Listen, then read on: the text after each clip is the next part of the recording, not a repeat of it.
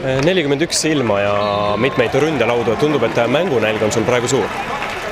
Nojah, eks tahtmist ikka ole ja kui võimalus on, peab kõvasti panema, et ega tagasi pole hoida praegu. Vormi peab saama. Hooajal oli nüüd vigastusega sul suur paus, et kas siis tegelesid ka millegagi nii-öelda ekstra?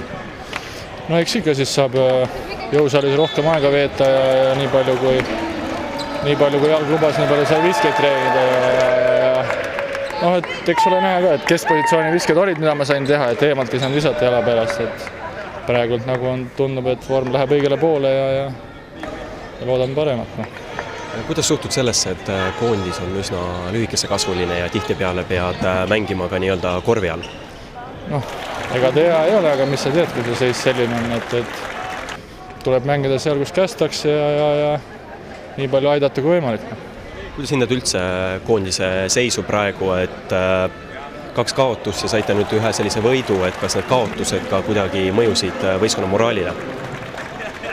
Noh, eks eilne see napp kaotus natuke ikka morjendas, aga noh, me teame, et need olid alles esimesed mängud ja õiged mängud alles on ees, nii et me lihtsalt peame õppima oma nendest lollustest ja vigadest ja õigete järelduste puhul ma arvan, et peaksime jõudma korraliku vormi.